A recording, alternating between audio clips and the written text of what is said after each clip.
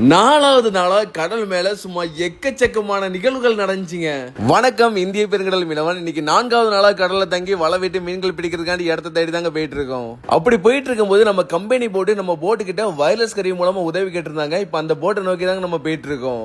அப்படி என்ன உதவி கேட்டிருந்தாங்க அப்படின்னா மிளகா வந்து நம்ம போட்டு கிட்ட கேட்டிருந்தாங்க. நம்ம கிட்ட மிளகா நிறையவே இருந்துச்சுங்க, அதனால தாரோம் அப்படின்னு சொல்லியிருந்தோம். அதே மாதிரி நமக்கு பால்டின் பவுடருமே தேவைப்படுச்சு, அதுவுமே அந்த போட்டு கிட்ட வந்து நம்ம கேட்டிருந்தோம். இப்போ நமக்கு தேவையான பால்டின் பவுடருமே கிடைச்சிருச்சு, அவங்களுக்கு தேவையான மிளகாவும் கிடைச்சிருச்சு. உங்களுக்கு பாய் சொல்லிட்டு நம்ம வலை விடுறதுக்கான இடத்த நோக்கி போக வேண்டியதான். இன்னைக்கு மதிய சாப்பாட்டுக்கு ஃப்ரெஷ்ஷான கேர மீன்ல அடிப்பொலியான மீன் குழம்பு வச்சிருந்தாங்க, சும்மா வேற லெவல்ல இருந்துச்சுங்க. அப்புறம் சாப்பிட்டு முடிச்சிட்டு அப்படியே போயிட்டு இருக்கும்போது நம்ம போட்டு பக்கத்துல விஸ்டமேஸ் அப்படிங்கிற ஒரு கார் கப்பல் ஒண்ணு போகுது பாருங்க, எவ்வளவு அழகா இருக்குது பாருங்க இந்த கப்பல். நம்ம கடல்ல மீன் பிடிக்கும் போது இந்த மாதிரி ஏகப்பட்ட கப்பல்கள் நம்ம போட்டை கிராஸ் பண்ணி போகுங்க. இன்னைக்கு சரியா 4 மணிக்கு கடல்ல வலை விடுறதுக்கான இடத்துக்கு வந்துட்டு கடல்ல வலையுமே விட ஆரம்பிச்சிட்டோங்க. அப்படி கடல்ல வலை விட்டுட்டு இருக்கும் போது நம்ம போட்டு பக்கத்துல ஒரு ஆயில் டேங்கர் கப்பல் ஒண்ணு கிராஸ் பண்ணி போகுது பாருங்க. கடல்ல வலை எல்லாத்தையும் விட்டு முடிச்சதுக்கு அப்புறம் இரவு சாப்பாட்டுக்கு ரசம் வச்சு ஆம்லெட் பொரிச்சு சாப்பிட்டோங்க. நைட்டு சாப்பிட்டு ஒரு 9 மணிக்கு குட்டி தூக்கத்தை போட்டு நைட்டு 12-30 மணிக்கு எந்திரிச்சு வலை பிடிக்க ஆரம்பிச்சிட்டோங்க. இன்னைக்கு நமக்கு ஆரம்பத்துல இருந்து நம்ம வலையில ஒத்த சூரமீனா ஒவ்வொன்னா நம்ம வலையில வந்துட்டு தாங்க இருந்துச்சு.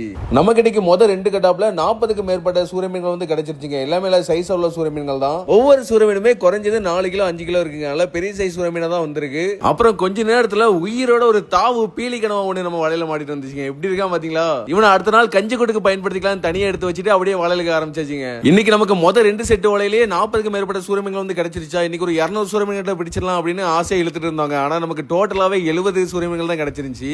இருந்தாலும் நம்ம கஷ்டத்தை பார்க்குற கடல் தாய் வந்து நம்மள வெறும் கையோட அனுப்ப மாட்டாங்கன்னு தெரியுங்க. அதனால அந்த நம்பிக்கையை மட்டும் என்னைக்குமே விட மாட்டோம். அப்புறம் நம்ம வலையில உயிரோட ஒரு கடலாம ஒன்று மாட்டிட்டு வந்துச்சுங்க. கடல் வளம் வந்து சுத்தமா இருக்குதுன்னா அதுல இந்த ஆமையுமே முக்கிய பங்கு வந்து வகிக்குதுங்க. அதனால இவனை அப்படியே உயிரோட கடல்ல விட்டுறலாம். நம்ம மீனவர்கள் எல்லா போட்லயுமே இந்த மாதிரி கடலாம வந்துச்சு அப்படின்னா அதை உயிரோட பத்திரமா கடல்ல விட்டுருவாங்க. கடல்ல விட்ட உடனே அந்த ஆமை வந்து எவ்வளவு அழகா நீந்தி போகுதுன்னு பாருங்க. அப்புறம் இன்னைக்கு காலையில் சாப்பாடு கஞ்சிக்கு நம்ம சமையல் மாஸ்டர் வந்து சூரமீன்ல ஒரு சூப்பரான வடை பண்ணியிருந்தாங்க. நம்ம கடல்ல வேலை பார்த்த பசிக்கு அதுவும் கஞ்சிக்கு இந்த மாதிரி ஒரு மீன் வடை வச்சுலாம் கடல் மேல வச்சு சாப்பிட்டோம் அப்படின்னா சொர்க்கங்க. அடுத்து கடல் மேல நடக்கிற நிகழ்வுகளை அடுத்த எபிசோட்ல பார்க்கலாம். பாய் மக்கா.